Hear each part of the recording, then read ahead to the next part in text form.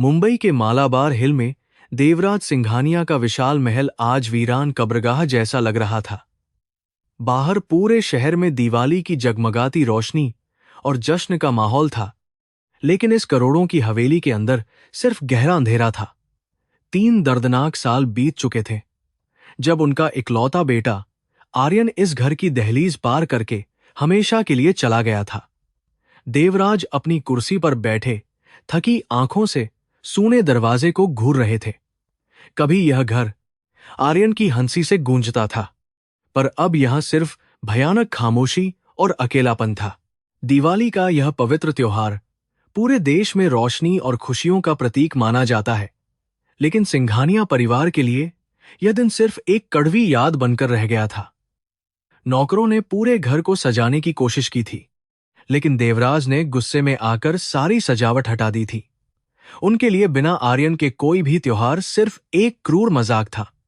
वह खिड़की के पास खड़े होकर आसमान में फूटते हुए आतिशबाजी के रंगीन गोलों को देख रहे थे। हर धमाके की आवाज उनके दिल में छिपे दर्द को बढ़ा रही थी। आर्यन के घर छोड़ने की वजह एक साधारण दलित लड़की मीरा थी। देवराज अपने ऊंचे खानदान और नीची जाति के बीच की गहरी खाई को कभी स्वीकार नहीं कर पाए। उनका कठोर मानना था कि उनके शाही और पवित्र खून में किसी अछूत की परछाई भी नहीं पड़नी चाहिए। जब आर्यन ने मीरा से शादी करने की जिद की, तो देवराज ने उसे अपनी पूरी जायदाद और जिंदगी से बेदखल कर दिया। उन्हें लगा था कि गरीबी की लगातार ठोकरें खाकर उनका नाजुक बेटा बहुत जल्द टूट जाएगा और वापस घुटने टेककर उनसे अपनी गलती की माफी मांगेगा, लेकिन उनका अनुमान पूरी तरह गलत साबित हुआ। इन 3 लंबे सालों में उस लड़के ने एक बार भी मुड़कर अपने पिता की तरफ नहीं देखा। उसने सिंघानिया साम्राज्य के अरबों रुपयों को ऐसे ठुकरा दिया जैसे वह कोई कचरा हो। आज देवराज का झूठा अभिमान और अहंकार उन्हें ही अंदर से जलाकर राख कर रहा था। उनके पास अथाह दौलत थी, नौकरों की लंबी फौज थी, लेकिन उनका दिल पूरी तरह से खोखला हो चुका था। वह रात के अंधेरे में अक्सर आर्यन के कमरे में जाकर उसके पुराने कपड़ों को सीने से लगाकर फूट फूट कर रोते थे। आज सुबह ही उनके निजी जासूस ने एक भूरे रंग का लिफाफा उनके हाथों में सौंपा था। इस लिफाफे में तो पुणे शहर की एक बहुत ही गंदी और बदबूदार स्लम बस्ती की कुछ तस्वीरें थीं। देवराज ने अपने कांपते हुए हाथों से उन तस्वीरों को मेज पर फैला दिया था। एक तस्वीर में टिन की टूटी हुई छत वाली एक छोटी सी झोपड़ी दिख रही थी, जिसे आर्यन अब अपना नया घर कहता था। भारत के सबसे बड़े उद्योगपति का इकलौता वारिस ऐसी दर्दनाक और नरक जैसी जगह पर रह रहा था। यह सोचकर ही देवराज की रूह कांप जाती थी। देवराज ने दूसरी तस्वीर उठाई, जिसमें आर्यन एक साधारण मजदूर की तरह पसीने से लथपथ होकर अपनी पीठ पर भारी बोरियां उठा रहा था। उसके चेहरे पर थकान साफ झलक रही थी, लेकिन उसकी आंखों में एक अजीब सी चमक थी। यह वही बेटा था जिसने कभी अपने जूते के फीते भी खुद नहीं बांधे थे। उसे इस दयनीय और बदतर हालत में देखकर देवराज के सीने में तेज दर्द की एक लहर दौड़ गई। वह अपने लाडले बेटे की इस दुर्दशा पर खून के आंसू रोना चाहते थे, पर उनका पत्थर जैसा गुरूर उन्हें पिघलने नहीं दे रहा था। तीसरी तस्वीर में मीरा नजर आ रही थी। वह झोपड़ी के बाहर मिट्टी के चूल्हे पर खाना बना रही थी। उसने एक बहुत ही साधारण सूती साड़ी पहनी हुई थी और उसका चेहरा धुएं की वजह से काला पड़ गया था। इस तस्वीर को देखते ही देवराज के चेहरे पर नफरत की गहरी लकीरें खिंच गईं। उनका मानना था कि इस लालची औरत ने उनके मासूम बेटे पर कोई काला जादू कर दिया है। उन्हें पूरा यकीन था कि मीरा सिर्फ उनके परिवार की दौलत हड़पने की योजना बना रही थी और आर्यन का इस्तेमाल कर रही थी। देवराज ने गुस्से में आकर जासूस की वह सारी रिपोर्ट और तस्वीरें जमीन पर फेंक दीं। वह कमरे में पागलों की तरह इधर से उधर टहलने लगे। उनका दिमाग एक भयानक तूफान की तरह अशांत हो चुका था। दिवाली की रात में जहां पूरा शहर खुशियां मना रहा था, वहीं देवराज के दिल में बदले और शक की आग धधक रही थी। वह किसी भी कीमत पर उस नीची जाति वाली औरत का असली चेहरा दुनिया के सामने लाना चाहते थे। वह साबित करना चाहते थे कि बिना दौलत के प्यार और रिश्ते की कोई अहमियत नहीं होती। अचानक उनके दिमाग में एक बहुत ही खतरनाक और अजीब योजना ने जन्म लिया। उन्होंने फैसला किया कि वह अपने नौकरों और बॉडीगार्ड्स को बिना बताए छुपकर पुणे जाएंगे। लेकिन वह देवराज सिंघानिया बनकर नहीं, बल्कि एक लाचार और अपाहिज भिखारी बनकर वहां जाएंगे। वह देखना चाहते थे कि जब आर्यन और मीरा के पास खाने के लिए खुद कुछ नहीं है, तो क्या वे एक भूखे भिखारी को अपने दरवाजे से भगा देते हैं या नहीं। ये उस घमंडी औरत मीरा की दयालुता और चरित्र की सबसे कठिन और आखिरी परीक्षा होने वाली थी। इस योजना को सोचकर उनके चेहरे पर एक अजीब और क्रूर मुस्कान आ गई। उन्होंने तुरंत अपनी तिजोरी खोली और उसमें से कुछ पुराने कपड़े निकालने लगे जो उन्होंने बहुत पहले एक नाटक के लिए खरीदे थे। उन्होंने एक फटा हुआ कुर्ता और पजामा अलग निकालकर रख लिया। वह जानते थे कि अगर उन्हें असली भिखारी दिखना है तो उन्हें अपने शरीर और अपनी आत्मा दोनों को इस आलीशान जिंदगी से पूरी तरह अलग करना होगा। ये उनके जीवन का सबसे बड़ा जुआ था जो वह अपने बेटे को वापस पाने के लिए खेलने जा रहे थे। रात गहराती जा रही थी और बाहर पटाखों का शोर भी अब धीरे धीरे कम होने लगा था। देवराज अपने आलीशान बाथरूम में गए और आईने के सामने खड़े हो गए। उन्होंने अपनी महंगी सोने की घड़ी और हीरे की अंगूठियां उतारकर एक तरफ रख दी। फिर उन्होंने एक कैंची उठाई और अपने सफेद रेशमी बालों को बेतरतीब ढंग से काटना शुरू कर दिया। उनके बाल वॉश बेसिन में गिर रहे थे और इसके साथ ही उनका वह घमंड भी टूट रहा था जिसे उन्होंने जिंदगी भर एक ताज की तरह अपने सिर पर सजा कर रखा था। बाल काटने के बाद उन्होंने अपने चेहरे और हाथों पर सूखी मिट्टी और राख मलना शुरू कर दिया।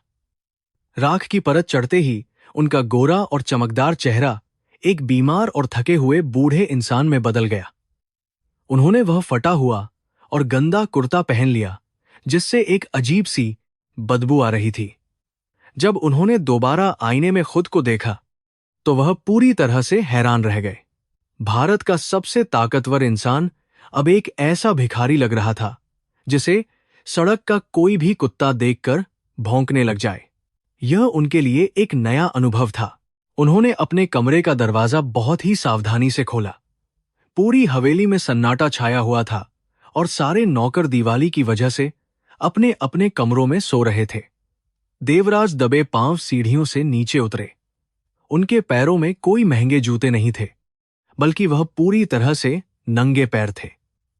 संगमरमर का ठंडा फर्श उनके पैरों को चुभ रहा था, लेकिन उन्होंने इस दर्द को नजरअंदाज कर दिया। वह हवेली के पिछले दरवाजे की तरफ बढ़े, जहां आमतौर पर सिर्फ कचरा फेंकने वाले या सफाई कर्मचारी ही आते थे। वहां कोई गार्ड नहीं था। हवेली के बाहर निकलते ही मुंबई की उमस भरी हवा ने उनका स्वागत किया। आज पहली बार उन्हें एहसास हुआ कि जब उनके पास वातानुकूलित गाड़ी और सुरक्षा कर्मियों का घेरा नहीं होता तो यह शहर कितना डरावना और निर्दयी लगता है। सड़क पर चलते हुए उनके पैरों में छोटे छोटे पत्थर चुभ रहे थे, लेकिन उन्होंने रुकने का नाम नहीं लिया। उनका लक्ष्य सिर्फ और सिर्फ पुणे का वह स्लम था जहां उनका बेटा रह रहा था। वह स्टेशन की तरफ तेजी से चलने लगे ताकि कोई उन्हें पहचान कर रोक न ले। उनके दिल की धड़कनें बहुत तेज थीं। स्टेशन के रास्ते में कुछ शराबी और आवारा लोग घूम रहे थे। उन्होंने जब देवराज को देखा तो उन्हें सचमुच का भिखारी समझ लिया और जोर जोर से हंसने लगे। एक आदमी ने तो उनके ऊपर खाली बोतल भी फेंक दी। देवराज का खून खौल उठा और वह उस आदमी को बर्बाद करने की धमकी देना चाहते थे, लेकिन फिर उन्हें अपनी असली पहचान छुपानी थी। उन्होंने अपना सिर झुका लिया और चुपचाप आगे बढ़ गए। यह अपमान उनके जीवन का पहला सबक था। उनका अहंकार अब धीरे धीरे टूटने लगा था और यह तो बस उनके कठिन सफर की शुरुआत थी। मुंबई के उस स्टेशन पर पहुंचकर देवराज का घमंड चूर चूर होने लगा था। वहां आम लोगों की इतनी भीड़ थी कि सांस लेना भी मुश्किल हो रहा था। उन्होंने अपनी जिंदगी में कभी जनरल डिब्बे का टिकट नहीं खरीदा था। आज जब वह टिकट खिड़की की लंबी और पसीने से बदबूदार लाइन में लगे, तो उन्हें भारत की गरीबी का पहला कड़वा अनुभव हुआ। लोग उन्हें धक्का दे रहे थे और एक बूढ़ा भिखारी समझकर गालियां भी दे रहे थे। देवराज खून का घूंट पीकर रह गए। आज वह कोई अरबपति नहीं, बल्कि एक लाचार और गरीब इंसान थे। जैसे ही पुणे जाने वाली पैसेंजर ट्रेन प्लेटफॉर्म पर रुकी, लोगों का हुजूम जानवरों की तरह डिब्बे के अंदर घुसने लगा। देवराज को भी भीड़ ने धक्के मारकर एक गंदे और बदबूदार कोने में धकेल दिया। डिब्बे के अंदर भयानक गर्मी थी, जिससे उनका दम घुटने लगा था। बैठने के लिए कोई जगह नहीं थी और फर्श पर कूड़ा बिखरा हुआ था। उन्होंने कभी सपने में भी नहीं सोचा था कि देश के करोड़ों लोग रोज ऐसी नरक जैसी स्थिति में सफर करते हैं। उनका आलीशान जीवन इस कड़वी और भयानक सच्चाई से बहुत दूर और अनजान था। दोपहर की चिलचिलाती धूप ने लोहे के उस डिब्बे को एक गर्म भट्टी में बदल दिया था। देवराज के माथे से पसीना बहकर उनकी आंखों में जा रहा था, जिससे उन्हें तेज जलन महसूस हो रही थी। उन्होंने पिछले 12 घंटों से पानी की एक बूंद भी नहीं पी थी और उनका गला सूख चुका था। पेट में भूख के मारे चूहे कूद रहे थे, लेकिन खाने के लिए कुछ भी नहीं था। वह अपनी जेब टटोल रहे थे, पर वहां सिर्फ कुछ चिल्लर पड़े थे, जो उन्होंने अपनी भिखारी वाली पहचान के लिए जानबूझकर रखे थे। प्यास से तड़पते हुए देवराज ने पास बैठे एक आदमी से थोड़ा सा पानी मांगने की हिम्मत की। उस आदमी ने देवराज के गंदे कपड़ों को देखकर घृणा से अपना मुंह फेर लिया। उसने झिड़कते हुए कहा कि अपना गंदा बर्तन दूर रखो, वरना उसका पानी भी अपवित्र हो जाएगा। यह सुनकर देवराज के सीने में एक जोरदार धक्का लगा।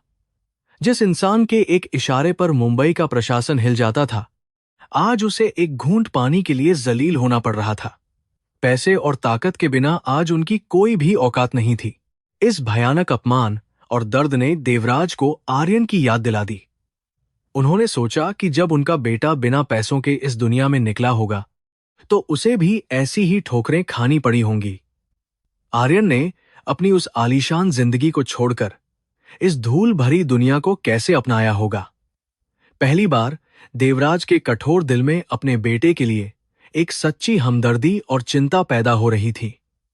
क्या प्यार सच में इतना ताकतवर होता है कि इंसान भूख, प्यास और गरीबी का हर एक दर्द हमेशा हंसते हंसते बर्दाश्त कर लेता है?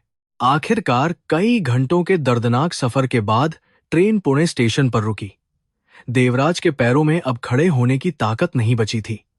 वह लड़खड़ाते कदमों से ट्रेन से नीचे उतरे और स्टेशन के बाहर आ गए। पुणे की गर्मी मुंबई की उमस से भी ज्यादा जानलेवा लग रही थी। उनके नंगे पैरों में जलती हुई सड़क सुई की तरह चुभ रही थी। स्टेशन के बाहर ऑटो वालों की भीड़ थी, लेकिन एक भिखारी को देखकर किसी ने उनसे चलने के लिए नहीं कहा। हर कोई उन्हें केवल तिरस्कार और घृणा की नजर से देख रहा था। उन्होंने एक चाय वाले से उस स्लम बस्ती का रास्ता पूछा, जहां आर्यन रहता था। चाय वाले ने दूर एक पहाड़ी की तरफ इशारा करते हुए गंदी गालियां दी और उन्हें वहां से भगा दिया। देवराज ने अपने अपमान को पी लिया और उस दिशा में पैदल ही धीरे धीरे चलना शुरू कर दिया। भूख और थकान की वजह से उनकी आंखों के सामने बार बार अंधेरा छा रहा था। उनके शरीर का रोम रोम दर्द से चीख रहा था, लेकिन उनके अंदर की वह पुरानी जिद अभी भी बाकी थी। वह किसी भी कीमत पर अपनी मंजिल तक पहुंचना चाहते थे। सड़क किनारे चलते हुए उन्होंने देखा कि उनके जैसे कई असली भिखारी कूड़ेदान में से झूठा खाना ढूंढ रहे थे। कुछ भूखे बच्चे फटे पुराने कपड़े पहने ट्रैफिक सिग्नल पर भीख मांग रहे थे। इन दृश्यों को देखकर देवराज की आत्मा अंदर तक कांप उठी। उन्होंने अपनी पूरी जिंदगी सिर्फ पैसा कमाने और अपनी तिजोरियां भरने में लगा दी थी, लेकिन अपने ही देश की इस भयानक सच्चाई को कभी नहीं देखा था। आज पहली बार उन्हें अपने अरबों रुपयों की संपत्ति से नफरत होने लगी थी, जो किसी गरीब की भूख और आंसू बिल्कुल नहीं मिटा सकती थी। ट्रेन के उस सफर के दौरान एक मोटा आदमी देवराज के नंगे पैर पर जोर से अपना भारी जूता रखकर निकल गया था। दर्द के मारे उनके मुंह से एक चीख निकल गई थी। उनके पैर के अंगूठे से खून बहने लगा और नाखून टूट गया था। उन्होंने गुस्से में उस आदमी को रोकना चाहा, लेकिन उसने पलटकर उन्हें जोर से धक्का दे दिया। देवराज फर्श पर गिर पड़े और आसपास खड़े लोग उन पर जोर जोर से हंसने लगे थे। यह बेबसी और लाचारी उनके लिए एक बिल्कुल नया और दिल दहला देने वाला भयानक अनुभव था। फर्श पर पड़े हुए देवराज अपनी उंगली से बहते हुए उस गर्म खून को बेबसी से देख रहे थे। उन्हें अपनी करोड़ों की उन आयातित कारों की याद आ रही थी, जिनकी पिछली सीट पर मखमल के गद्दे लगे होते थे। जब वह अपनी कार से चलते थे तो पुलिस की गाड़ियां सायरन बजाते हुए चलती थीं। आज वही अरबपति इंसान एक गंदे रेलवे डिब्बे के फर्श पर किसी लावारिस कीड़े की तरह पड़ा हुआ था। जिंदगी ने उन्हें एक झटके में आसमान से उठाकर सीधे जमीन के इस गंदे कीचड़ में बेरहमी से पटक दिया था। तभी उस भीड़ में से एक बहुत ही गरीब और बूढ़ी औरत उनके पास आई। उसके कपड़े भी फटे हुए थे और चेहरा झुर्रियों से भरा था। उसने अपने झोले से एक सूखी और बासी रोटी निकाली और देवराज के सामने कर दी। उसने अपनी भाषा में कुछ कहा जिसका मतलब था कि इसे खा लो बाबा, तुम्हें बहुत भूख लगी होगी। देवराज उस औरत का चेहरा देखते रह गए, जिस दुनिया को वह हमेशा नीची और जाहिल समझते थे। आज उसी दुनिया का एक इंसान उनके दुख को समझकर अपना निवाला उनके साथ बांट रहा था। देवराज ने अपने कांपते हाथों से उस रोटी को लेने से इनकार कर दिया, लेकिन उनकी आंखों में पहली बार सच्चे आंसू आ गए। उन्होंने हमेशा गरीबों को सिर्फ काम करने वाली मशीन या बोझ समझा था। अपने कारखानों में वह मजदूरों का खून चूसकर अपना खजाना भरते थे। आज जब वह खुद उसी लाचारी में थे तो उन्हें अपनी क्रूरता और कठोरता का सच्चा एहसास हो रहा था। उस बूढ़ी औरत की हमदर्दी ने उनके पत्थर जैसे दिल पर एक गहरी चोट की थी। यह सफर उनकी खोखली आत्मा को भी पूरी तरह से तोड़ रहा था। रास्ते में थकान मिटाने के लिए वह एक पुराने पीपल के पेड़ की सूखी छान में बैठ गए। उनके ठीक बगल में एक आवारा और बीमार कुत्ता भी गर्मी से बचने के लिए हांफ रहा था। देवराज को यह देखकर बहुत अजीब लगा कि आज उनकी और उस सड़क के कुत्ते की हैसियत में कोई खास फर्क नहीं रह गया था। दोनों ही इस निर्दयी शहर में छांव और पानी की तलाश में दर-दर भटक रहे थे। उन्होंने अपनी जेब से रूमाल निकालना चाहा, लेकिन फिर याद आया कि अब वह एक रईस नहीं बल्कि एक लाचार भिखारी हैं। सड़क पर पैदल चलते हुए देवराज का सिर बुरी तरह से चकराने लगा था। उनके शरीर में अब ऊर्जा का एक कण भी बाकी नहीं था। उन्हें ऐसा लग रहा था कि वह किसी भी पल बेहोश होकर इस जलती हुई सड़क पर गिर पड़ेंगे। लेकिन फिर उनके दिमाग में आर्यन की वह तस्वीर आ गई जिसमें वह पसीने से भीगा हुआ था। एक पिता का अहंकार और एक पिता की ममता के बीच अब एक बहुत बड़ा युद्ध चल रहा था। वह अपने बेटे को वापस पाना चाहते थे, चाहे इसके लिए उन्हें अपनी जान ही क्यों न देनी पड़े। 2 घंटे के उस थका देने वाले सफर के बाद वह आखिरकार उस स्लम बस्ती के किनारे पहुंच गए। वहां पहुंचते ही खुली नालियों और सड़े हुए कूड़े की भयानक बदबू ने उनका स्वागत किया। देवराज ने अपनी नाक पर गंदा कपड़ा रख लिया। वहां की गलियां इतनी संकरी थीं कि 2 लोग एक साथ ठीक से चल भी नहीं सकते थे। टूटी हुई टिन की छतों और तिरपाल से बनी उन छोटी झोपड़ियों को देखकर उनका दिल बुरी तरह से बैठ गया। यह वह नरक था जहां उनका इकलौता वारिस पिछले 3 सालों से अपनी जिंदगी काट रहा था। स्लम बस्ती का वह रास्ता और भी ज्यादा ऊबड़ खाबड़ और पथरीला होता जा रहा था। बस्ती के प्रवेश द्वार पर कूड़े का एक बहुत बड़ा पहाड़ बना हुआ था, जिस पर आवारा जानवर और कुछ बच्चे एक साथ प्लास्टिक की बोतलें ढूंढ रहे थे। उस भयानक और सड़ांध मारती जगह को देखकर देवराज को उल्टी आने लगी। उन्होंने अपना मुंह हाथों से जोर से दबा लिया। क्या उनका बेटा, जो चांदी के चम्मच के साथ पैदा हुआ था, सच में इस भयानक बदबू और गंदगी के बीच रहता है? यह सवाल उनके सीने में गहराई तक चुभ रहा था। जैसे ही उन्होंने बस्ती की उस संकरी और कीचड़ भरी गली में अपना पहला कदम रखा, कुछ गंदे कपड़े पहने हुए बच्चों ने उन्हें घेर लिया। वे बच्चे उन्हें एक नया भिखारी समझकर चिढ़ाने लगे और उन पर छोटे छोटे कंकड़ फेंकने लगे। देवराज को बहुत तेज गुस्सा आया और वह उन बच्चों पर बुरी तरह से चिल्लाना चाहते थे, लेकिन फिर उन्होंने खुद को पूरी तरह से शांत कर लिया। उन्हें अपना रूप और अपनी यह झूठी कहानी हर हाल में बनाए रखनी थी।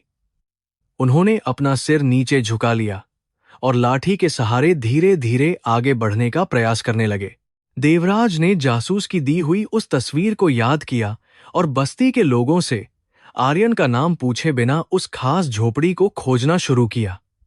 उनका शरीर अब पूरी तरह से जवाब दे चुका था, लेकिन उनके दिमाग में अभी भी मीरा का वह चेहरा घूम रहा था जिससे वह बेइंतहा नफरत करते थे। वह खुद को यह दिलासा दे रहे थे कि यह सब उनकी योजना का महत्वपूर्ण हिस्सा है। वह उस घमंडी औरत की असलियत दुनिया के सामने लाकर रहेंगे। इसी सोच के साथ वह कूर्थ संभात देखी, लड़खड़ाते हुए आगे की तरफ बढ़ते ही जा रहे थे। वह उस गली के बिल्कुल आखिरी सिरे तक पहुंच गए, जहां वह नीले रंग के टूटे हुए दरवाजे वाली छोटी सी झोपड़ी मौजूद थी। उनकी सांसें बहुत तेज चलने लगी थीं और उनका दिल पसलियों को तोड़कर बाहर आने को पूरी तरह से बेताब था। 3 साल बाद वह अपने बेटे और उस तख्तर वहार के तोड़ कर बाहर औरत के इतने ज्यादा करीब थे जिसने उनके पूरे परिवार को हमेशा के लिए तोड़ दिया था। उन्होंने अपने फटे हुए कपड़ों को और ज्यादा गंदा किया और अपने चेहरे पर लगी उस राख को थोड़ा और रगड़कर अपनी आंखों में एक झूठी लाचारी और बेबसी पैदा की। अब वह पूरी तरह से तैयार थे उस असली और अंतिम परीक्षा को शुरू करने के लिए। उनके पैरों में अब खड़े रहने की बिल्कुल भी हिम्मत नहीं बची थी। उन्होंने एक गहरी सांस ली और उस झोपड़ी के दरवाजे की तरफ कदम बढ़ा दिए। सूरज अब ढलने वाला था और बस्ती में हल्का अंधेरा छाने लगा था। देवराज का दिल जोर जोर से धड़क रहा था। उन्हें नहीं पता था कि दरवाजे के पार उन्हें अपने बेटे का प्यार मिलेगा या फिर एक बार फिर से वही अपमान और तिरस्कार जिसका सामना वह आज पूरे दिन से कर रहे थे। देवराज उस नीले और टूटे हुए दरवाजे के ठीक सामने खड़े थे। पास बहने वाली नाली की भयानक बदबू से उनका सिर चकरा रहा था। उन्होंने अपनी आलीशान हवेली को याद किया और इस टिन की छत वाली झोपड़ी से उसकी तुलना की। उनका दिल गुस्से, थकान और एक अजीब सी घबराहट के साथ जोरों से धड़क रहा था। उन्होंने अपनी सांसों को सामान्य करने के लिए कुछ पल लिए और एक लाचार भिखारी की भूमिका को दोहराया। वह प्रार्थना कर रहे थे कि आर्यन घर पर न हो ताकि वह मीरा को परख सके। अपनी इस झूठी कहानी को सच साबित करने के लिए उन्होंने जानबूझकर खुद को उस गंदी जमीन पर दरवाजे के ठीक सामने गिरा दिया। नुकीले पत्थरों ने उनके घुटनों को छील दिया और दर्द की एक तेज लहर उनके शरीर में दौड़ गई। उन्होंने धूल को अपने चेहरे पर रगड़ा और एक दर्दनाक आवाज में कराहने लगे। उन्होंने अपनी मुट्ठियां कस लीन और उस पल का इंतजार करने लगे जब मीरा दरवाजा खोलेगी। उन्हें यकीन था कि वह औरत उन्हें देखते ही चिल्लाएगी या गंदा पानी फेंककर भगा देगी, जैसे आज बाकी लोगों ने किया था। मुझे कुछ खाने को दे दो मान, मैं भूख से मर रहा हूं। देवराज ने कांपती आवाज में चिल्लाते हुए अपनी मुट्ठी से दरवाजे को पीटा। उनका गला सच में सूख चुका था, इसीलिए उनकी आवाज में असली दर्द और लाचारी सुनाई दे रही थी। अंदर से उन्हें एल्यूमीनियम के बर्तनों के टकराने की आवाज और किसी के चलने की आहट सुनाई दी। उनका दिल तेजी से धड़कने लगा। वह अरबपति इंसान जो हजारों कर्मचारियों को नचाता था, आज पसीने से तरबतर होकर घबरा रहा था।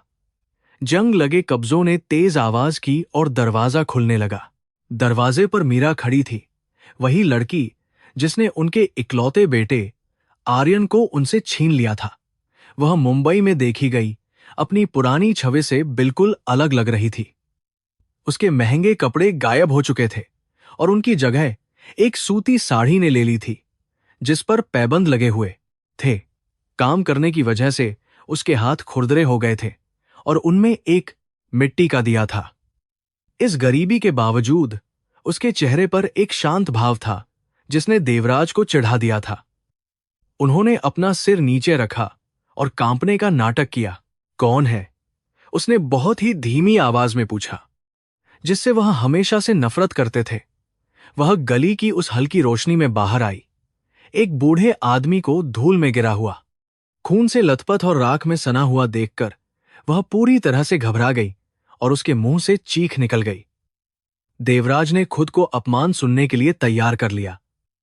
उन्हें उम्मीद थी कि वह बदबू से परेशान होकर अपनी नाक बंद कर लेगी और उन्हें तुरंत वहां से चले जाने का आदेश देगी। उन्होंने बालों के नीचे से अपनी आंखें सिकुड़ लीं। अपमान करने के बजाय मीरा ने जल्दी से दिए को चौखट पर रख दिया। उसने अपने कपड़ों की परवाह किए बिना कीचड़ में तुरंत अपने घुटने टेक दिए। हे भगवान! बाबा, क्या आप ठीक हैं? उसने सच्ची घबराहट के साथ पूछा। उसने हाथ आगे बढ़ाया और देवराज के गंदे और राख से स्नेह कंधे को कोमलता से छुआ। उसका स्पर्श बहुत गर्म था, जो देवराज की सोच से विपरीत था। देवराज दर्द से नहीं, बल्कि उस अप्रत्याशित दया को देखकर चौंक गए। उन्होंने अपना नाटक जारी रखते हुए कांपती उंगली से अपने सूखे होंठों की तरफ इशारा किया। आप बुखार से तप रहे हैं और प्यासे हैं। मीरा ने उनके पैर से बहते खून और छिले हुए घुटनों को देखकर कहा, और उसकी आंखों में आंसू आ गए। उसने उनकी बदबू पर कोई घृणा नहीं दिखाई। कृपया उठने की कोशिश करें। जमीन गंदी है और अंधेरा हो रहा है। अंदर आ जाइए बाबा। देवराज पूरी तरह हैरान रह गए। क्या यह कोई चाल थी? एक गरीब औरत किसी अजनबी भिखारी को अपने छोटे से घर में क्यों बुलाएगी? उन्होंने अपना सिर हिलाते हुए धीरे से कहा कि उन्हें सिर्फ सूखी रोटी चाहिए और वह तुरंत चले जाएंगे। मैं एक अछूत और गंदा भिखारी हूं। मैं तुम्हारे घर को अपवित्र कर दूंगा बेटी। देवराज ने अपनी आवाज में वही जातिगत भेदभाव लाते हुए कहा जिसे वह सच मानते थे। वह उसकी सीमाओं को परखना चाहते थे, लेकिन मीरा ने अपनी साड़ी के पल्लू से उनके माथे का पसीना पोंछ दिया। इस घर में हम छुआछूत को नहीं मानते बाबा। भगवान हर इंसान में बसते हैं, खासकर उन लोगों में जो दुख में हैं। कृपया ऐसी बातें न कहें। आप मेरे पिता के समान हैं। मुझे आपको खड़ा करने में मदद करने दीजिए, इससे पहले कि वह मना कर पाते। मीरा ने उनके कंधे के नीचे अपना हाथ डाल दिया। वह दिखने में कमजोर थी, लेकिन लगातार मेहनत करने के कारण काफी मजबूत थी। जब उसने उनके शरीर का पूरा वजन उठाया, तो देवराज को अपने गले में एक अजीब सी घुटन महसूस हुई। उनके किसी भी अमीर रिश्तेदार ने आज तक उन्हें इतनी निस्वार्थ भावना से नहीं छुआ था। वह उस पर पूरी तरह से निर्भर होकर धीरे धीरे उस नीले दरवाजे के अंदर दाखिल हुए। एक अरबपति इंसान आज विजेता नहीं, बल्कि एक लाचार आश्रित बनकर झोपड़ी में जा रहा था। घर के अंदर का हिस्सा बहुत ही ज्यादा छोटा था, शायद मालाबार हिल के उनके बाथरूम से भी छोटा। टिन की छत से आ रही भयंकर गर्मी की वजह से वहां हवा बहुत भारी लग रही थी। फिर भी वह जगह पूरी तरह से साफ सुथरी थी। मिट्टी के फर्श को अच्छे से बुहारा गया था और हर चीज बहुत करीने से रखी गई थी। कोने में बने एक छोटे से मंदिर को गेंदे के ताजे फूलों से सजाया गया था। देवराज का तेज दिमाग हर जगह कोई कमी या लालच का सबूत खोज रहा था, लेकिन उन्हें कुछ नहीं मिला। मीरा ने उन्हें कमरे के बीच में रखी एक पुरानी बांस की चारपाई पर बिठाया। उसने उन्हें बैठने देने से पहले उस पर एक साफ और मुड़ी हुई चादर बिछा दी। यहां आराम कीजिए बाबा, अब आप बिल्कुल सुरक्षित हैं, उसने बहुत ही प्यार से कहा। वह जल्दी से एक कोने में गई और मिट्टी के घड़े से एक एल्यूमीनियम के गिलास में पानी निकाला। उसने वह पानी उन्हें दिया और उनके कांपते हाथों को सहारा देकर पानी पिलाया। वह ठंडा पानी उनके सूखे गले में अमृत की तरह उतरा। उन्होंने राहत महसूस करते हुए अपनी आंखें बंद कर लीं। पानी पीते हुए वह अपनी आंखों के कोने से उसे छुपकर देख रहे थे। मीरा अब लोहे के एक पुराने बक्से से प्राथमिक चिकित्सा का छोटा सा डिब्बा निकाल रही थी। वह उनके पैर से बहते खून को देखकर काफी चिंतित लग रही थी। देवराज को याद आया जब बचपन में आर्यन बीमार था। उन्होंने लंदन से बड़े डॉक्टरों की पूरी टीम बुलाई थी, लेकिन खुद कभी बेटे के पास बैठकर उसका माथा नहीं छुआ था। यह गरीब औरत एक अजनबी के साथ इतनी भक्ति से पेश आ रही थी। इस सच्चाई ने उनके दिल में गहरी चुभन पैदा की। इसमें थोड़ी जलन होगी बाबा, लेकिन इससे घाव साफ हो जाएगा। मीरा ने उनके टूटे हुए अंगूठे पर एक दवा डालते हुए कहा। देवराज ने इस बार बिना नाटक किए दर्द से अपनी आंखें बंद कर लीं, क्योंकि दवा उनकी त्वचा को जला रही थी। इसके बाद उसने बहुत कोमलता से एक मलहम लगाया और उनके पैर के चारों ओर एक साफ सफेद कपड़ा बांध दिया। उसके हाथ बहुत सावधान और सम्मान से भरे हुए थे। देवराज को अपने ऊपर बहुत शर्म आने लगी थी। वह उसे बर्बाद करने आए थे, लेकिन वह उनके घावों को प्यार से भर रही थी। तुम्हारा पति कहाँ है बेटी? क्या वह अपने घर में एक भिखारी को देखकर गुस्सा नहीं होगा? देवराज ने जानबूझकर आर्यन के बारे में पूछते हुए कहा। वह जानना चाहते थे कि क्या गरीबी ने उनके बेटे को कठोर बना दिया है। मीरा मुस्कुराई। उसकी उस मुस्कान ने अंधेरे कमरे को रोशन कर दिया। मेरे पति बहुत दयालु इंसान है बाबा। वह सारा दिन एक निर्माण स्थल पर काम करते हैं, लेकिन उनका दिल सोने जैसा है। वह भी आपके लिए यही करते। उनका हमेशा यही मानना है कि जरूरतमंदों की सेवा करना ही भगवान की सच्ची पूजा है। अपने बेटे के लिए इतने सम्मान भरे शब्द सुनकर देवराज का सीना भारी हो गया। आर्यन, जो रंग पसंद न आने पर महंगी घड़ियां फेंक देता था, वह आज निर्माण स्थल पर मजदूरी कर रहा था। चिलचिलाती धूप में भारी ईंटें उठाते हुए अपने लाडले बेटे की तस्वीर उनकी आंखों के सामने आ गई, जिसने उनकी आत्मा को चीर दिया। फिर भी मीरा ने उसके बारे में बहुत गर्व से बात की। उसने अपनी गरीबी या कठोर जीवन के लिए आर्यन को कभी दोष नहीं दिया। उसकी आवाज में एक गहरा संतोष था जिसे कोई भी दौलत नहीं खरीद सकती थी। आप भूखे होंगे, कृपया यहीं आराम करें। मैं रात के खाने के लिए कुछ रोटियां बना रही थी। मैं अभी आपके लिए कुछ लाती हूं, मीरा ने खड़े होते हुए कहा। देवराज ने देखा कि उसने जो आटे का डिब्बा खोला था, उसमें मुश्किल से 2 लोगों के लायक आटा था। शायद उसने उस छोटे से हिस्से के लिए पूरा दिन काम किया होगा। वह मना करना चाहते थे, लेकिन उनके पेट से तेज आवाज आई जिसने उनकी भूख को सच साबित कर दिया। उन्होंने सुबह से कुछ नहीं खाया था। वह चुपचाप हार मानते हुए सिर हिलाने लगे। मीरा रसोई वाले उस छोटे से कोने में गई। उसने मिट्टी के तेल वाला स्टोव जलाया, जिसकी गंध कमरे की भयंकर गर्मी में मिल गई। देवराज चारपाई पर लेट गए और टिन की छत को घूरने लगे। उन्होंने दुनिया को नियंत्रित करने, दुश्मनों को खत्म करने और अपने बेटे की जिंदगी तय करने में अरबों रुपये खर्च किए थे। फिर भी इस छोटी और टूटी हुई झोपड़ी में उनकी सारी ताकत बेकार थी।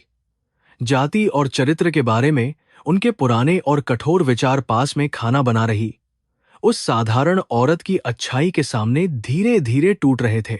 वह आटा गूंथने की उस लयबद्ध आवाज को सुन रहे थे। यह आवाज उस दुख भरे माहौल में एक शांतिपूर्ण प्रार्थना जैसी लग रही थी। इस घर में बीतने वाला हर एक पल उनके अहंकार की उस विशाल दीवार को तोड़ रहा था, जिसे उन्होंने दशकों से अपने दिल के चारों ओर बनाया था। उन्होंने अपनी आंखें बंद कर लीं और सोने का नाटक किया, लेकिन उनका दिमाग अपनी गलतियों पर पछता रहा था। वह एक लालची औरत को बेनकाब करने आए थे, लेकिन उन्हें एहसास हो रहा था कि वह खुद प्यार और दया के मामले में सबसे गरीब है। भुने हुए गेहूं की खुशबू ने पूरे कमरे को भर दिया और मिट्टी के तेल की गंध को छिपा दिया। यह देवराज द्वारा महसूस की गई अब तक की सबसे अच्छी खुशबू थी। यह कोई बहुत महंगा खाना नहीं था, लेकिन इसमें घर की महक थी जिसे वह भूल चुके थे। उन्होंने दाल में तड़का लगने की आवाज सुनी। उनके मुंह में तुरंत पानी आ गया। उन्हें एहसास हुआ कि सच्ची दौलत बैंक खातों या हीरे की अंगूठियों में नहीं है, बल्कि उन हाथों में है जो प्यार से खाना बनाते हैं और एक गंदे भिखारी का सम्मान करते हैं। बाबा, खाना तैयार है। मीरा की कोमल आवाज ने उनकी गहरी सोच को तोड़ दिया। उन्होंने धीरे से अपनी आंखें खोलीं और बहुत मुश्किल से उठकर बैठ गए। उसने उनके सामने स्टील की एक छोटी सी प्लेट रखी। उस पर 2 गर्म रोटियां और पतली पीली दाल की एक छोटी कटोरी रखी थी। यह बहुत ही कम खाना था, जो स्पष्ट रूप से उसके खुद के रात के खाने के लिए था। उसने अपना पूरा हिस्सा उन्हें दे दिया था। देवराज प्लेट को घूरने लगे और उनकी आंखें आंसुओं से धुंधली हो गईं।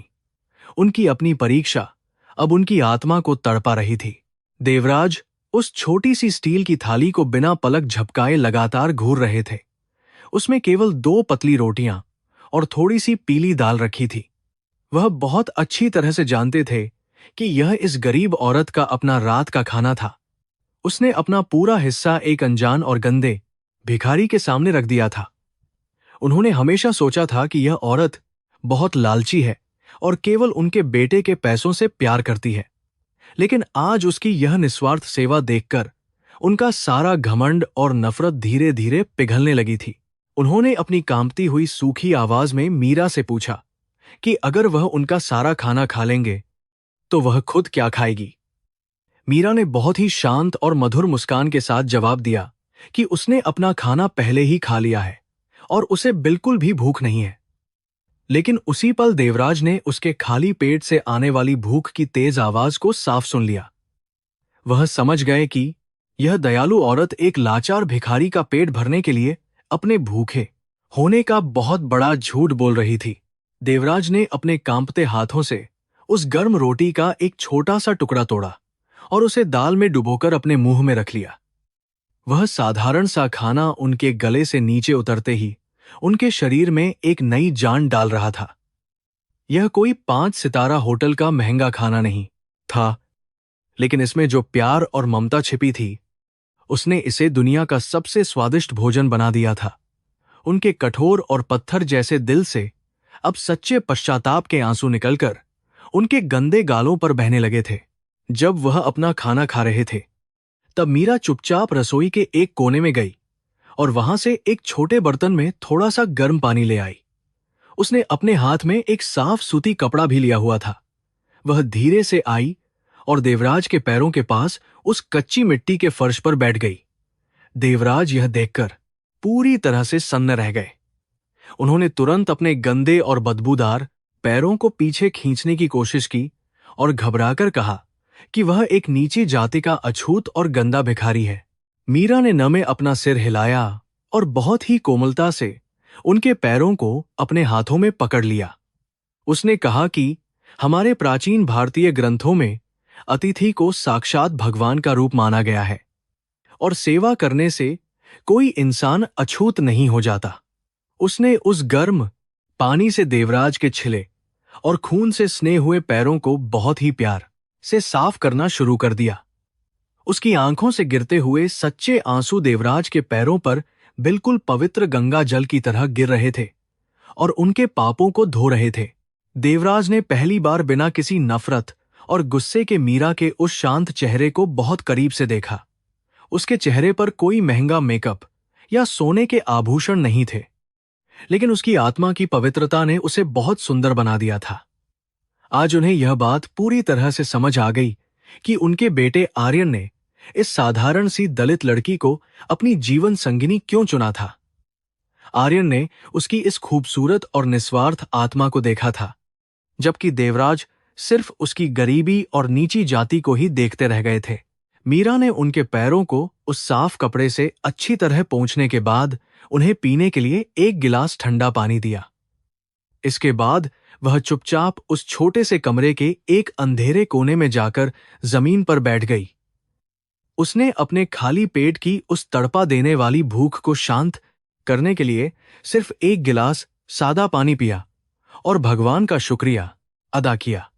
इस दिल दहला देने वाले बलिदान को देखकर देवराज अंदर तक कांप गए। उन्होंने अपनी पूरी जिंदगी में कभी किसी के लिए इतना बड़ा त्याग नहीं किया था। देवराज को अपने ही भयंकर अपराध बोध और शर्मिंदगी के कारण अब सांस लेने में तकलीफ होने लगी थी। इस छोटी सी टिन की झोपड़ी की दीवारें उनके जीवन भर के उस झूठे अहंकार को पूरी तरह से कुचल रही थीं। वह यहां एक बहुत ही चालाक और लालची औरत का पर्दाफाश करने के लिए आए थे। लेकिन इस गरीब लड़की ने उनकी अपनी खोखली और गरीब आत्मा का असली चेहरा उन्हें दिखा दिया था। वह अभी अपनी असली पहचान बताना चाहते थे, लेकिन उन्होंने आर्यन के वापस लौटने तक खुद को रोक कर रखा। वह उस पुरानी चारपाई पर वापस लेट गए और टिन की उस गर्म छत को बिना पलक झपकाए घूरने लगे। बाहर दूर बजने वाले पटाखों और दिवाली के जश्न का शोर अब उन्हें बहुत ही ज्यादा खोखला और बेमानी लग रहा था। उन्हें अब यह बहुत अच्छी तरह से एहसास हो चुका था कि यह गरीब दलित लड़की पूरे सिंघानिया खानदान से कहीं ज्यादा अमीर और महान है। जीवन में धर्म, कर्म और सच्ची इंसानियत का असली मतलब आज पहली बार उनके कठोर और स्वार्थी दिमाग में बहुत ही गहराई से उतर रहा था। उस छोटे से कमरे में उमस और गर्मी बहुत ज्यादा बढ़ गई थी, लेकिन देवराज के अशांत मन को एक बहुत ही अजीब और नई शांति महसूस हो रही थी। उन्हें वह पुराना समय याद आ रहा था जब वह बड़े बड़े मंदिरों में जाकर पुजारियों को लाखों रुपये दान करते थे और भगवान का आशीर्वाद खरीदना चाहते थे। आज उन्हें यह समझ आ था तो भगवान का आशीर्वाद रहा था कि भगवान का सच्चा आशीर्वाद पैसे से नहीं, बल्कि सच्ची करुणा और निस्वार्थ सेवा से ही मिलता है। मीरा का यह छोटा सा काम किसी भी बड़ी और पवित्र प्रार्थना से कहीं ज्यादा महान था। देवराज अपनी चारपाई से चुपचाप मीरा को देख रहे थे, जो अब आर्यन की एक पुरानी और फटी हुई कमीज को सुई धागे से सिल रही थी। उस एकमात्र पीले और कमजोर बल्ब की मध्यम रोशनी में उसके हाथ बहुत तेजी से चल रहे थे। वह बहुत ज्यादा थकी हुई लग रही थी और उसके कंधे भी थोड़े झुके हुए थे। फिर भी वह बिना किसी शिकायत के अपना काम लगातार कर रही थी। अपने छोटे से परिवार के प्रति उसका यह गहरा समर्पण और अटूट प्रेम देखकर देवराज का मन श्रद्धा से भर गया था। उन्होंने अपनी आंखें बंद कर लीं और अपने उस विशाल और आलीशान महल की ठंडी दीवारों को याद करने लगे। उन्हें अपनी स्वर्गवासी पत्नी की याद आई, जो हमेशा भारी रेशमी साड़ियां और कीमती हीरे पहनती थी, लेकिन उसके चेहरे पर सच्ची मुस्कान कभी नहीं होती थी। देवराज ने अपने परिवार को दुनिया की हर सुख सुविधा दी थी, लेकिन कभी अपना कीमती समय और सच्चा प्यार नहीं दिया था। उन्होंने हमेशा अपनी दौलत को ही असली खुशी मान लिया था, और इसी बहुत बड़ी गलतफहमी की वजह से उन्होंने अपने इकलौते बेटे को हमेशा के लिए खो दिया था। तभी बाहर गली में एक आवारा कुत्ते के जोर जोर से भौंकने की आवाज आई, जिसने उस स्लम बस्ती की रात की गहरी खामोशी को अचानक तोड़ दिया। मीरा तुरंत अपनी जगह से उठी। उसने एक पुराने लोहे के डिब्बे से बाजी रोटी का एक छोटा सा और सूखा टुकड़ा निकाला और उस भूखे कुत्ते को खिलाने के लिए बाहर चली गई।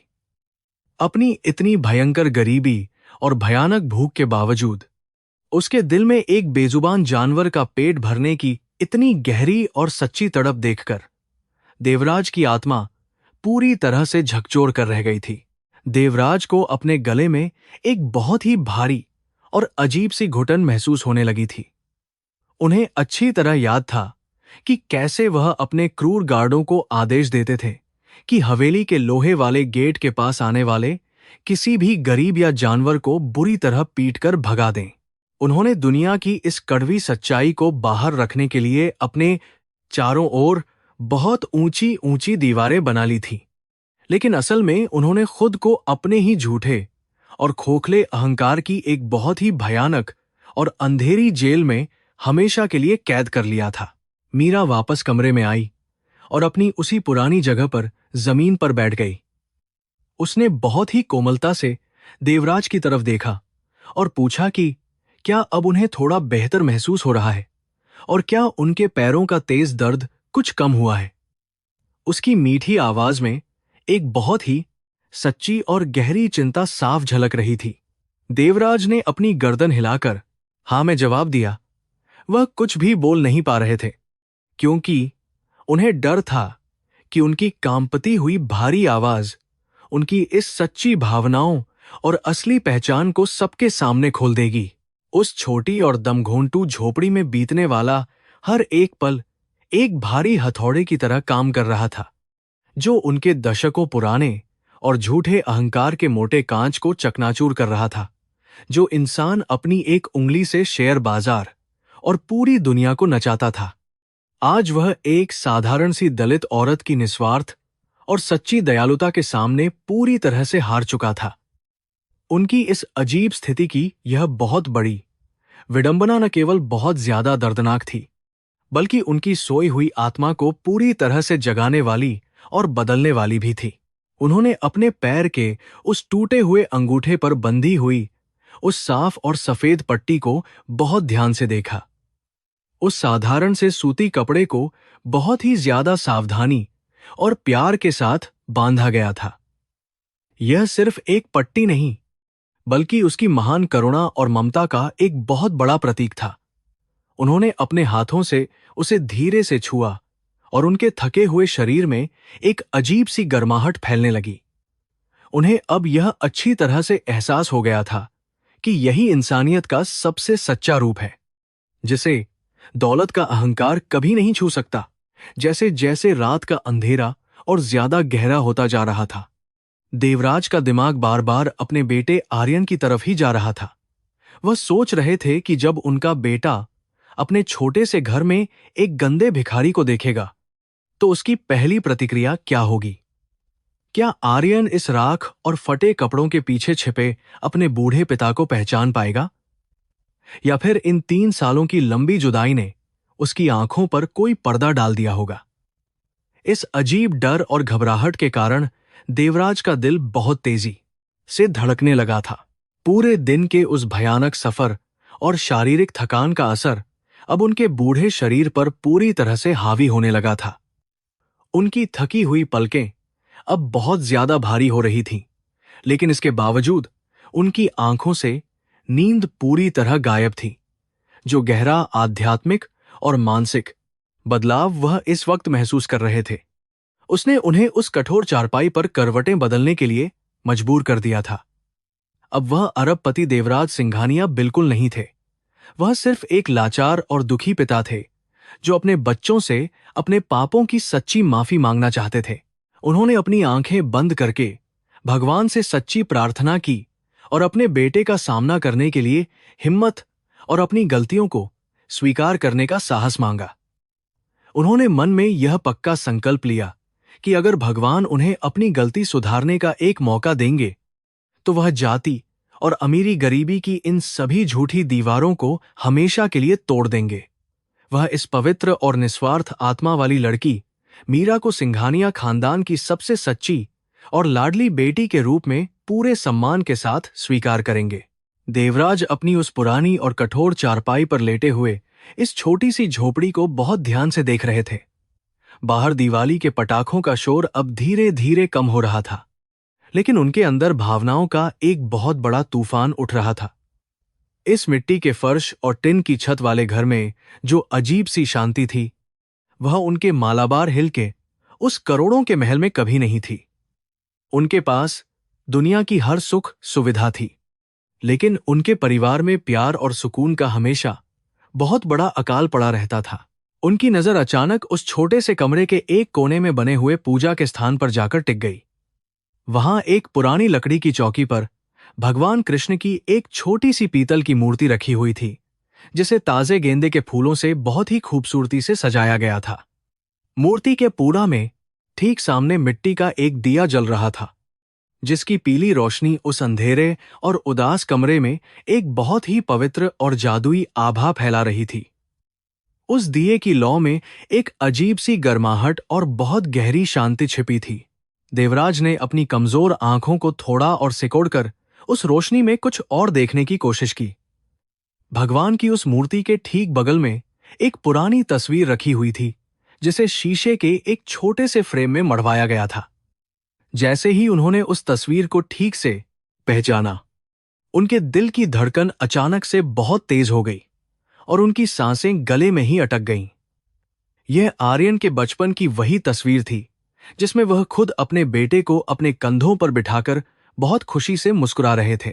उन्होंने कभी सपने में भी नहीं सोचा था कि जिस बेटे को उन्होंने अपनी सारी जायदाद और जिंदगी से पूरी तरह बेदखल कर दिया था, वह आज भी उनकी तस्वीर की रोज पूजा करता है। उन्हें यह देखकर और भी ज्यादा हैरानी हुई कि मीरा ने उस तस्वीर के आगे भी एक ताजे फूल की माला चढ़ाई हुई थी। यह वही लालची और नीची जाति की औरत थी जिसे देवराज हमेशा अपने परिवार की बर्बादी का सबसे बड़ा कारण मानते थे। आज वह उसी औरत के घर में भगवान के ठीक बगल में पूरे सम्मान के साथ बैठे थे। मीरा की इस निस्वार्थ भक्ति और बिना शर्त वाले सच्चे प्यार ने देवराज के उस झूठे अहंकार को जड़ से हिलाकर रख दिया था। भारतीय शास्त्रों में हमेशा से कर्म और फल के जिस सिद्धांत के बारे में बताया गया है, आज वह उनके सामने बिल्कुल प्रत्यक्ष रूप से खड़ा था। उन्होंने अपने घमंड में आकर हमेशा दूसरों को दुख और आंसू दिए थे, लेकिन बदले में इस गरीब परिवार ने उन्हें सिर्फ और सिर्फ सम्मान, दया और प्यार ही दिया। यह उनके जीवन का सबसे बड़ा और सबसे कड़वा सबक था जिसे वह अब सीख रहे थे। देवराज ने अपने उन बैंक खातों और सोने के सिक्कों के बारे में सोचा जो उनके बड़े बड़े लॉकरों में पूरी तरह से सुरक्षित रखे हुए थे। उन बेजान चीजों ने उन्हें समाज में बहुत ताकत दी थी, लेकिन जब बात एक सच्चे परिवार और इंसानियत की आई तो वह सब कुछ पूरी तरह से बेकार साबित हो गए थे। यह छोटी सी झोपड़ी जिसमें 2 वक्त की रोटी का भी ठीक से जुगाड़ नहीं था, वह आज उनके उस विशाल और आलीशान साम्राज्य से कहीं ज्यादा अमीर, खुशहाल और शांतिपूर्ण जगह लग रही थी। उनके कठोर गालों पर अब असली पछतावे के गर्म आंसू लगातार बहने लगे थे। इन 3 सालों में उन्होंने पहली बार अपने उस पत्थर जैसे दिल में इतना गहरा और भयानक दर्द महसूस किया था। वह सिर्फ एक लाचार भिखारी का नाटक करने के लिए यहां आए थे, लेकिन असल में वह अपनी आत्मा और भावनाओं के मामले में दुनिया के सबसे बड़े भिखारी बन चुके थे। उनके पास दुनिया को खरीदने की ताकत थी, लेकिन अपने ही बेटे का निस्वार्थ प्यार और एक गरीब बहू का सच्चा सम्मान खरीदने के लिए वह पूरी तरह से दिवालिया हो चुके थे। उसी वक्त मीरा अपनी उस छोटी सी रसोई से बाहर आई। उसने उस पुरानी तस्वीर और भगवान की मूर्ति के सामने हाथ जोड़कर अपनी आंखें बंद कर लीं। देवराज चुपचाप अपनी चारपाई से उसकी उस शांत और सच्ची प्रार्थना को बहुत ध्यान से सुन रहे थे। मीरा अपने पति की सलामती के साथ साथ अपने उस ससुर के अच्छे स्वास्थ्य और लंबी उम्र के लिए भी भगवान से प्रार्थना कर रही थी, जिसने उसे हमेशा सिर्फ गालियां और भयंकर तिरस्कार ही दिया था। उसकी यह निस्वार्थ प्रार्थना देवराज के सीने में एक बहुत तेज खंजर की तरह चुभ रही थी। देवराज को अब ऐसा लगने लगा था जैसे उनका दम पूरी तरह से घुट रहा हो।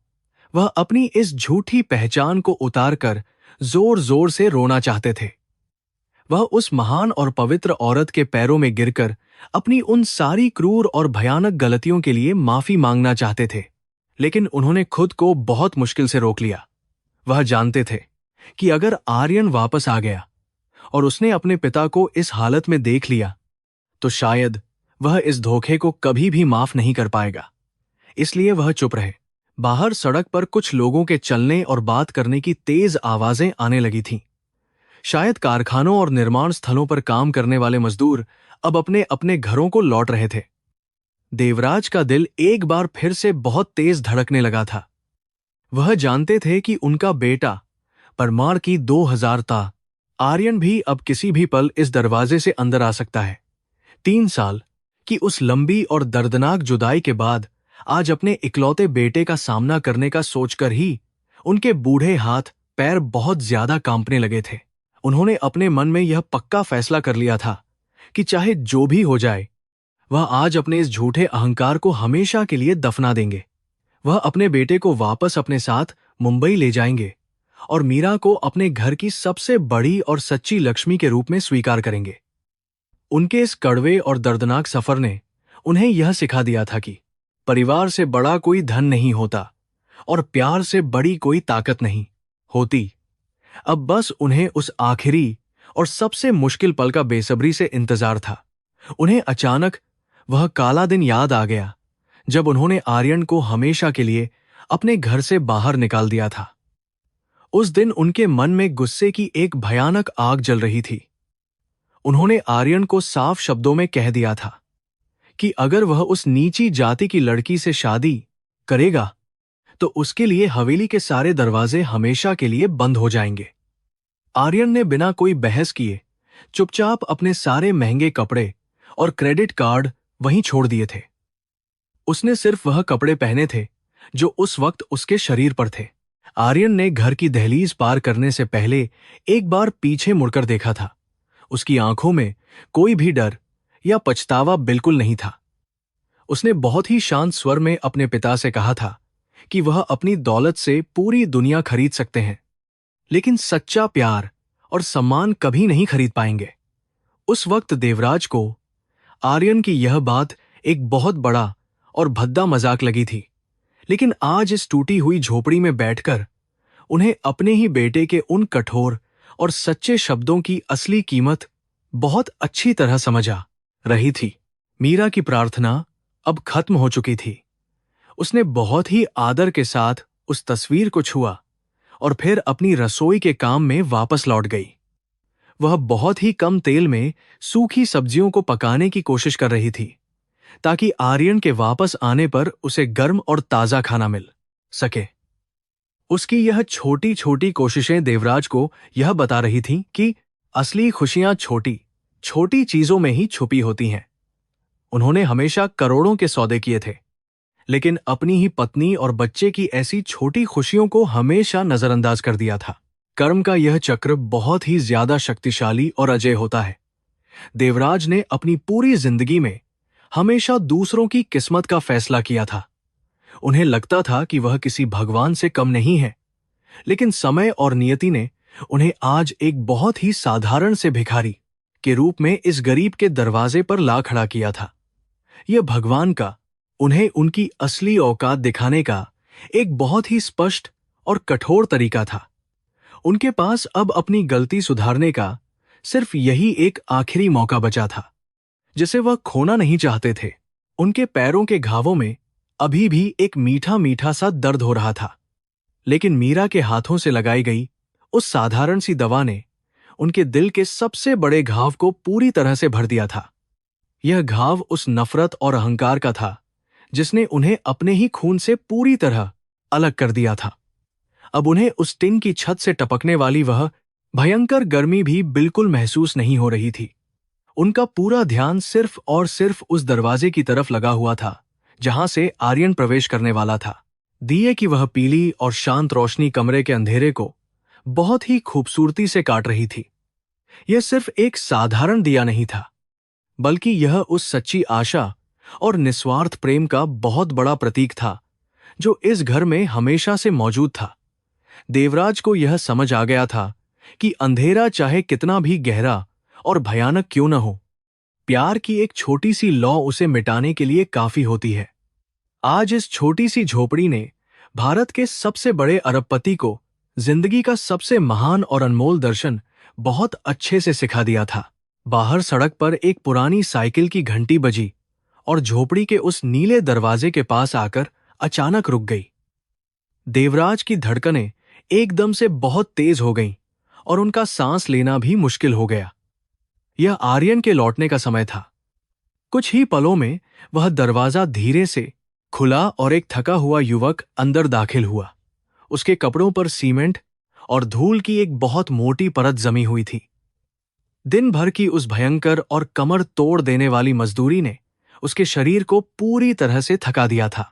लेकिन जैसे ही उस युवक ने सामने खड़ी अपनी पत्नी मीरा को देखा, उसके चेहरे की वह सारी थकान एक ही पल में गायब हो गई।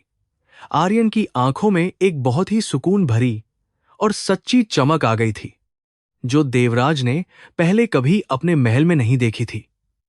वह दौलत के नशे में डूबा हुआ लड़का अब एक जिम्मेदार और प्यार करने वाला पति बन चुका था। उसने बहुत ही प्यार से मुस्कुराते हुए मीरा के माथे को चूमा और पूछा कि आज उसका दिन कैसा रहा और क्या उसने खाना खाया। मीरा ने आर्यन के गंदे हाथों से उसका वह पुराना लंच बॉक्स लिया और उसे पानी का एक गिलास दिया। उसने बहुत ही धीमी आवाज में आर्यन को बताया कि आज उनके घर में एक बहुत ही बीमार और लाचार बाबा आए हैं। आर्यन ने अपनी थकी हुई आंखों से उस पुरानी चारपाई की तरफ देखा जहां एक गंदा और राख से सना हुआ बूढ़ा भिखारी लेटा हुआ था। आर्यन के दिल में उस लाचार इंसान के लिए कोई भी नफरत या घृणा नहीं आई, बल्कि उसकी आंखों में एक बहुत ही गहरी और सच्ची दया थी। आर्यन बहुत ही शांत और धीमे कदमों से उस पुरानी चारपाई के करीब आया। देवराज ने अपनी आंखें बंद कर ली थीं और वह अपने कांपते हुए शरीर को छुपाने की पूरी कोशिश कर रहे थे। आर्यन ने अपने पिता के उस राख से स्नेह हुए चेहरे को देखा, लेकिन उस गंदे और फटे हुए लिबास में वह उन्हें बिल्कुल भी पहचान नहीं पाया। उसने बहुत ही कोमलता से देवराज के कंधे पर अपना हाथ रखा और पूछा कि क्या बाबा को किसी दवा या और खाने की जरूरत है, क्योंकि वह बहुत कमजोर लग रहे हैं। अपने ही बेटे का वह प्यार भरा और कोमल स्पर्श महसूस करते ही देवराज की आंखों से आंसुओं का एक बहुत बड़ा और गर्म सैलाब फूट पड़ा। जिस बेटे को उन्होंने हमेशा सिर्फ अपने कठोर आदेश दिए थे, आज वह इतनी ममता और करुणा के साथ उनके पास खड़ा था। देवराज का गला इतनी बुरी तरह से रुंध गया था कि वह चाहकर भी कुछ बोल नहीं पा रहे थे। उन्होंने अपने कांपते हुए हाथों को धीरे से अपनी फटी हुई चादर से बाहर निकाला ताकि वह अपने बेटे के उस थके हुए चेहरे को छू सके। जैसे ही देवराज का वह गंदा और राख से सना हुआ हाथ बाहर आया, आर्यन की नजर उनके दाहिने हाथ की कलाई पर गई। वहां एक बहुत ही गहरा और पुराना निशान था जो बचपन में एक दुर्घटना के दौरान देवराज को लगा था। आर्यन ने उस निशान को देखते ही अपनी सांस रोक ली और उसका पूरा शरीर एक ही पल में बर्फ की तरह ठंडा पड़ गया। वह उस निशान को इस पूरी दुनिया में सबसे अच्छी तरह से पहचानता था। उसकी आंखों में अचानक से एक बहुत बड़ा और गहरा सदमा उभर आया। आर्यन ने बहुत ही झटके से देवराज का वह कांपता हुआ हाथ पकड़ लिया और उनके उस गंदे चेहरे को बिल्कुल पास से देखने लगा। उस राख और धूल की मोटी परत के नीचे उसे अपने उसी कठोर और घमंडी पिता की वे परिचित आंखें नजर आईं, जिनसे वह 3 साल पहले हमेशा के लिए दूर चला गया था। पिताजी, आर्यन के मुंह से यह शब्द एक बहुत ही धीमी और कांपती हुई आवाज में निकला। यह एक ऐसा शब्द था जिसने उस छोटी सी झोपड़ी की उस भारी खामोशी को पूरी तरह से चीर दिया। मीरा, जो रसोई में आर्यन के लिए गर्म खाना निकाल रही थी, यह सुनकर पूरी तरह से सन्न रह गई और उसके हाथों से वह स्टील की प्लेट छूटकर जमीन पर गिर गई। वह भागकर आर्यन के पास आई और उस बूढ़े भिखारी को बहुत ही हैरानी और डर के साथ देखने लगी। देवराज अब अपनी इस झूठी पहचान को और ज्यादा नहीं छुपा पा रहे थे। उन्होंने अपने कांपते हाथों से अपने चेहरे पर लगी उस राख और धूल को पोंछना शुरू कर दिया। उनके उन आंसुओं ने उनके असली चेहरे को पूरी तरह धो दिया। भारत के सबसे बड़े और सबसे अमीर उद्योगपति देवराज सिंघानिया अब एक टूटी हुई चारपाई पर बैठकर एक छोटे बच्चे की तरह फूट फूट कर रो रहे थे।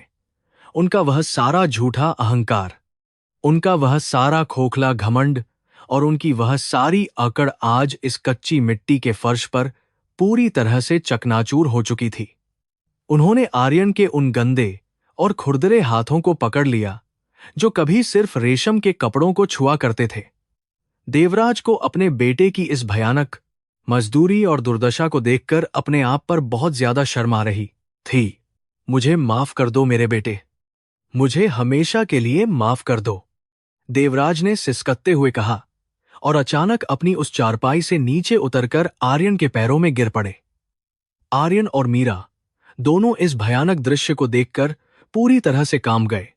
जो इंसान किसी भी मंदिर में भगवान के सामने भी अपना सिर नहीं झुकाता था, आज वह अपने ही बेटे और उस दलित बहू के पैरों में अपना सिर रगड़ रहा था। आर्यन ने तुरंत अपने पिता को उनके कंधों से पकड़कर ऊपर उठाया और उन्हें अपने सीने से लगा लिया। ये आप क्या कर रहे हैं पिताजी, कृपया उठिए, आप मेरे भगवान हैं। आर्यन ने रोते हुए अपने पिता को गले से लगा लिया। उन दोनों बाप बेटे के वे गर्म आंसू एक दूसरे के कंधों पर गिर रहे थे और 3 सालों की उस भयानक नफरत और दर्द को हमेशा के लिए धो रहे थे। देवराज ने आर्यन को इतनी जोर से अपनी बाहों में जकड़ लिया था जैसे कोई डूबता हुआ इंसान अपनी आखिरी सांस के लिए किसी किनारे को पकड़ लेता है, आज इस छोटी सी झोपड़ी में दौलत नहीं, बल्कि सच्चा प्यार अपनी सबसे बड़ी जीत मना रहा था। देवराज ने अपने आंसुओं से भरी आंखों से मीरा की तरफ देखा, जो अभी भी दरवाजे के पास खड़ी पूरी तरह से कांप रही थी। देवराज ने अपने दोनों हाथ जोड़ लिए और उसके सामने अपना सिर झुका दिया। बेटी, मैं एक बहुत ही अंधा और मूर्ख इंसान था, जिसने तुम्हारे उस सोने जैसे दिल को कभी नहीं पहचाना। तुमने आज मुझ जैसे एक नीच और कठोर इंसान को इंसानियत का सबसे बड़ा सबक सिखाया है। मेरी सारी दौलत तुम्हारी इस एक रोटी और तुम्हारी इस सच्ची करुणा के सामने पूरी तरह से मिट्टी है। मीरा की आंखों से भी आंसुओं की एक बहुत तेज धार बहने लगी। उसने जल्दी से आगे बढ़कर देवराज के उन जुड़े हुए हाथों को पकड़ लिया और उन्हें बहुत ही सम्मान के साथ चूम लिया। आप हमारे पिता हैं बाबा, और एक पिता कभी भी अपने बच्चों से माफी नहीं मांगता। आपने हमारे इस गरीब घर में आकर हमें जो आशीर्वाद दिया है, वह हमारे लिए दुनिया की सबसे बड़ी दौलत है। मीरा के इन निस्वार्थ और सच्चे शब्दों ने देवराज के दिल के उस आखिरी बचे हुए घाव को भी पूरी तरह से भर दिया। देवराज ने मीरा के सिर पर अपना हाथ रखा और उसे एक पिता की तरह अपना सबसे सच्चा आशीर्वाद दिया। आज उन्हें यह बात पूरी तरह से समझ में आ गई थी कि भारत की असली आत्मा उसकी दौलत या महलों में नहीं, बल्कि ऐसे ही निस्वार्थ और पवित्र दिलों में बसती है। आर्यन ने अपने पिता को वापस उस चारपाई पर बैठाया और अपने हाथों से उन्हें पानी पिलाया। तीनों की आंखों में आंसू थे, लेकिन यह आंसू किसी दुख के नहीं, बल्कि एक बहुत ही गहरी शांति और एक नए जीवन की शुरुआत के थे। मैं तुम दोनों को अपने साथ वापस घर ले जाने के लिए आया हूं। मेरी वह हवेली तुम्हारे बिना एक बहुत ही भयानक और वीरान कब्रिस्तान बन गई है। मैं चाहता हूं कि तुम दोनों वापस आकर उस घर को एक सच्चा परिवार बनाओ। देवराज ने आर्यन और मीरा के हाथों को अपने हाथों में लेकर बहुत ही मिन्नत भरे स्वर में कहा। उन्होंने यह भी कहा कि वह अब कभी भी ऊंच नीच या अमीर गरीब का कोई भी भेदभाव नहीं करेंगे। उनका यह बदला हुआ रूप देखकर आर्यन को अपने कानों पर बिल्कुल भी यकीन नहीं हो रहा था। आर्यन ने बहुत ही प्यार से अपने पिता के उन आंसुओं को पोंछा और एक बहुत ही गहरी और संतुष्ट मुस्कान के साथ कहा, पिताजी, हम आपके साथ जरूर चलेंगे, लेकिन इसलिए नहीं कि हमें वह दौलत या वह आलीशान महल चाहिए। हम सिर्फ इसलिए आपके साथ जाएंगे क्योंकि आपको हमारी जरूरत है और एक परिवार हमेशा साथ रहता है। हमने इस छोटी सी झोपड़ी में जो प्यार और जो सुकून कमाया है, वह हम हमेशा अपने दिलों में जिंदा रखेंगे। आर्यन की इस महान सोच ने देवराज को अंदर तक पूरी तरह से बदल दिया था। उस रात उस छोटी सी और टिन की छत वाली झोपड़ी में जो खाना परोसा गया, वह दुनिया के किसी भी सबसे महंगे और शानदार होटल के खाने से बहुत ज्यादा स्वादिष्ट था। देवराज, आर्यन और मीरा ने एक साथ जमीन पर बैठकर वह रूखी, सूखी रोटी और दाल खाई। हर एक निवाले के साथ देवराज के दिल से एक बहुत ही सच्चा और गहरा आशीर्वाद निकल रहा था। बाहर दिवाली के वे पटाखे अभी भी आसमान में फूट रहे थे, लेकिन देवराज की जिंदगी की सबसे असली और सबसे खूबसूरत दिवाली आज इस छोटी सी गरीब झोपड़ी में मनाई जा रही थी। खाना खाने के बाद देवराज ने आर्यन से उसके काम और उसकी इस कठिन जिंदगी के बारे में बहुत सारी बातें की। आर्यन ने बिना किसी शिकायत के उन्हें बताया कि कैसे उसने इस चिलचिलाती धूप में ईंटें उठाकर मेहनत की और कैसे मीरा ने हमेशा उसका हौसला बढ़ाया। देवराज हर एक बात को बहुत ही ध्यान और सम्मान से सुन रहे थे। उन्हें अब अपने बेटे पर उस पुरानी और खोखली दौलत से कहीं ज्यादा गर्व हो रहा था। आर्यन की इस मेहनत और ईमानदारी ने सिंघानिया परिवार के असली सम्मान को और ज्यादा बढ़ा दिया था। रात अब बहुत ज्यादा गहरी हो चुकी थी और उस स्लम बस्ती में एक बहुत ही अजीब सी और सुकून भरी शांति छा गई थी। देवराज ने अपनी आंखें बंद कीं और आज के दिन में हुए उस पूरे चमत्कार को अपने दिमाग में याद करने लगे। यह कर्म का ही एक बहुत बड़ा और जादुई खेल था कि जिस दलित औरत को वह हमेशा बर्बाद करना चाहते थे, आज उसी ने उन्हें एक नई जिंदगी और एक नया नजरिया दिया था। भगवान ने उनकी उस भयानक और खोखली दुनिया को एक झटके में पूरी तरह से रोशन कर दिया था। सुबह की पहली किरण जब उस टूटी हुई टिन की छत से अंदर आई, तो देवराज ने अपनी पूरी जिंदगी में पहली बार इतनी गहरी और सुकून भरी नींद के बाद अपनी आंखें खोलीं। उनका वह गंदा और राख से सना हुआ शरीर अभी भी बहुत ज्यादा दर्द कर रहा था, लेकिन उनकी आत्मा पूरी तरह से शांत और पवित्र हो चुकी थी। उन्होंने देखा कि आर्यन और मीरा पहले ही उठ चुके थे और उनके लिए चाय बना रहे थे। यह साधारण सी सुबह उनके लिए किसी बहुत बड़े चमत्कार और भगवान के सबसे कीमती आशीर्वाद से कम नहीं थी। देवराज ने उस पुरानी और कठोर चारपाई से उठकर अपने बेटे आर्यन और बहू मीरा को बहुत ही प्यार से अपने पास बुलाया। उन्होंने बहुत ही शांत और गंभीर आवाज में कहा कि वह उन दोनों पर अपनी वह आलीशान हवेली वापस लौटने के लिए कोई भी जबरदस्ती या दबाव बिल्कुल नहीं डालेंगे। देवराज अब यह बात बहुत ही अच्छी तरह से समझ चुके थे कि इस छोटी सी झोपड़ी में जो प्यार और अपनापन है, वह उनकी उस करोड़ों की दौलत से खरीदी गई हर सुख सुविधा और मखमली गद्दों से कई गुना ज्यादा कीमती और सच्चा है। उन्होंने आर्यन का हाथ पकड़कर एक बहुत ही बड़ा और ऐतिहासिक फैसला सुनाया, जिसने उन दोनों को पूरी तरह से हैरान कर दिया। देवराज ने कहा कि वह अपनी उस अथाह दौलत और सिंघानिया साम्राज्य के सारे पैसे से इस गरीब स्लम बस्ती के लिए एक बहुत बड़ा और मुफ्त अस्पताल तथा एक स्कूल बनाएंगे। और सबसे बड़ी बात यह थी कि यह सारा धर्म और भलाई का काम किसी और के नहीं, बल्कि उनकी इस महान और दयालु बहू मीरा के नाम पर चलने वाले एक बहुत बड़े और नए चैरिटेबल ट्रस्ट के जरिए ही किया जाएगा। मीरा यह सुनकर पूरी तरह से भावुक हो गई और उसकी आंखों से खुशी के गर्म आंसू बहने लगे। उसने कभी सपने में भी नहीं सोचा था कि भारत का सबसे बड़ा और सबसे घमंडी उद्योगपति आज उसके नाम पर गरीबों की इतनी बड़ी सेवा करने का संकल्प लेगा।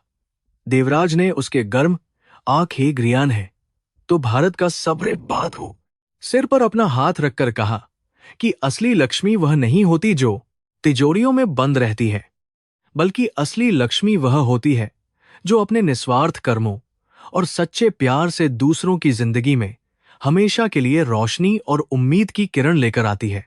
आर्यन अपनी आंखों में बहुत ही गहरा गर्व और खुशी लिए अपने पिता के इस पूरी तरह से बदले हुए और महान रूप को चुपचाप देख रहा था। उसे आज यह बात पूरी तरह से सच साबित होती हुई नजर आ रही थी कि इंसान का सच्चा कर्म और उसका निस्वार्थ प्यार किसी भी पत्थर दिल को मोम की तरह पिघला सकता है।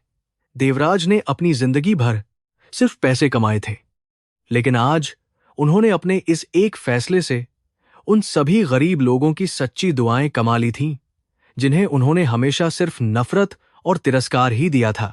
जब दोपहर का सूरज आसमान में पूरी तरह से चमकने लगा, तो देवराज ने उस स्लम बस्ती से वापस जाने की तैयारी शुरू कर दी। लेकिन इस बार वह कोई लाचार और गंदा भिखारी नहीं थे, बल्कि वह एक बहुत ही खुशहाल और पूरी तरह से संतुष्ट पिता थे। जब वे तीनों उस कीचड़ भरी और संकरी गली से बाहर निकल रहे थे, तो बस्ती के सभी लोग उन्हें बहुत ही हैरानी से देख रहे थे। वही लोग जो कल उन्हें गालियां दे रहे थे, आज उनके चेहरे पर एक अजीब सी चमक और बहुत गहरी शांति देख पा रहे थे। उन्होंने वापस मालाबार हिल जाने के लिए एक साधारण सी टैक्सी किराए पर ली। देवराज ने अपनी पूरी जिंदगी में हमेशा सिर्फ वातानुकूलित और करोड़ों की कारों में ही सफर किया था, लेकिन आज इस पुरानी और खट्टारा टैक्सी में उन्हें जो खुशी मिल रही थी, वह शब्दों में बयान नहीं की जा सकती। आर्यन और मीरा उनके दोनों तरफ बैठे हुए थे और देवराज ने उनके हाथों को बहुत ही मजबूती से पकड़ा हुआ था। उनका वह खाली और वीरान दिल आज एक सच्चे परिवार के प्यार और निस्वार्थ ममता से पूरी तरह से भर चुका था।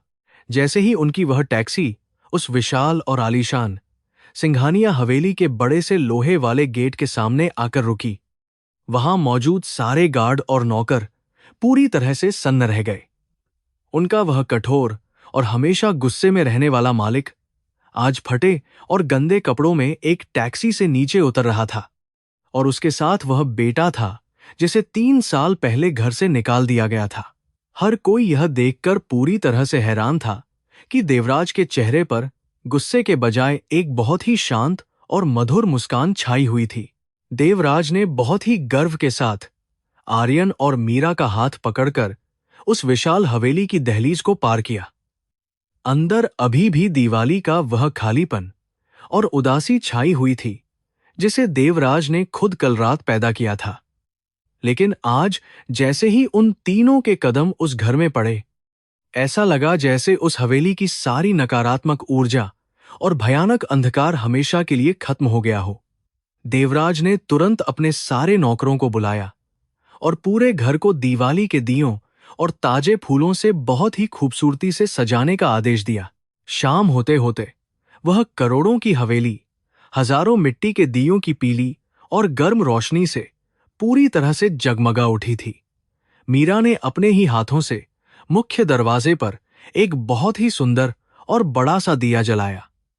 उस एक छोटे से दिए की रोशनी ने देवराज के दिल के उस दशकों पुराने अंधकार और झूठे अहंकार को पूरी तरह से जलाकर राख कर दिया था। यह दिया सिर्फ एक त्योहार का प्रतीक नहीं था, बल्कि यह उस निस्वार्थ प्रेम, क्षमा और सच्ची इंसानियत की जीत का एक बहुत ही महान और पवित्र जश्न मना रहा था। हवेली के उस बहुत बड़े और आलीशान मंदिर में आज 3 सालों के लंबे अंतराल के बाद एक साथ पूरे परिवार ने बहुत ही श्रद्धा से भगवान की पूजा की। देवराज ने अपने उन सभी पुराने और घमंडी पूर्वजों से अपनी उन भयानक गलतियों के लिए सच्चे मन से माफी मांगी और भगवान का शुक्रिया अदा किया।